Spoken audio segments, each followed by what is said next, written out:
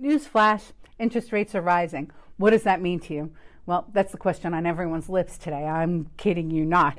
Let's look at some data so that you can make your own opinion, and then I'll give you mine afterwards. Okay, this first graph is just showing what happened since the beginning of the year. We have gone from 3.11%, and we can't show the graph for April. This only goes to March because we haven't finished April yet. But we've crested 5.1%, which is amazing.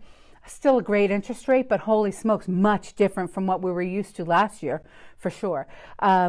This slide just talks about what Len Kiefer from Freddie Mac has said. And basically what he's saying why we are experiencing this big increase is because the lenders are anticipating what the Federal Reserve will do. So they haven't done it yet. This is in anticipation of what the Federal Reserve is going to do. I find that a little bit weird. It's what's happening. So this next graph has a lot of information on it. So we're going to talk about it for a little while. Okay. So the first point I wanted to bring you to, and I'm just getting myself to the graph that I want to look at, and that is home prices. So what happens when the mortgage rate jumps more than 1% or 1% or more? Okay.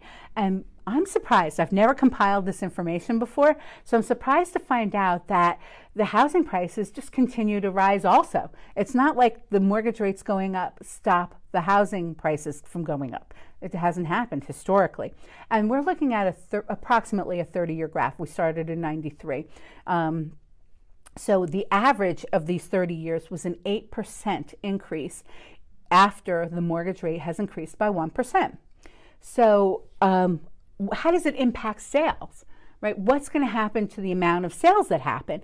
Well, it's not surprising to me that mostly the sales have decreased, right? And an average for the 30 years is 5%.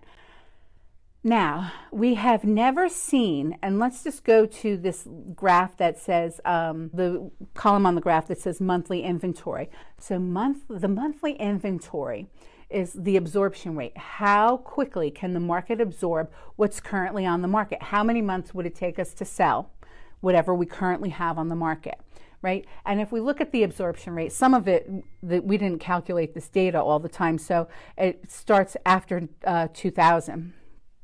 But the absorption rate has been a balanced market. So when we say how much months of inventory we have, if we have 5 months of inventory, that is a balanced market. If we have less than 5 months of inventory, we consider it a seller's market, which is what we're in currently, a very strong seller's market. And if we have more than 5% of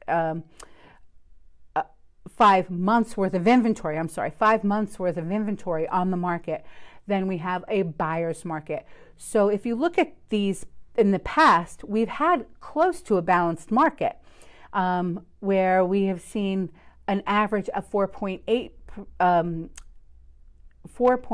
months of supply of houses on the market currently.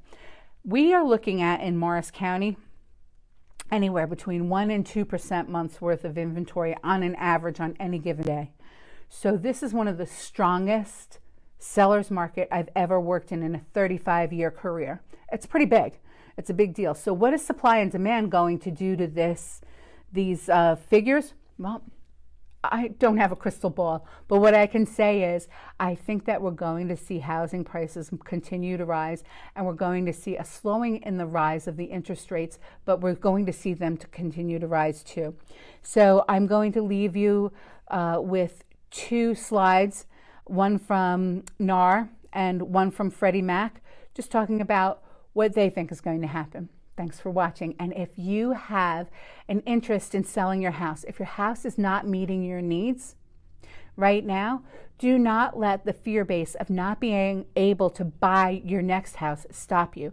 We have some really innovative ideas about how to make sure that you are never homeless. So contact me.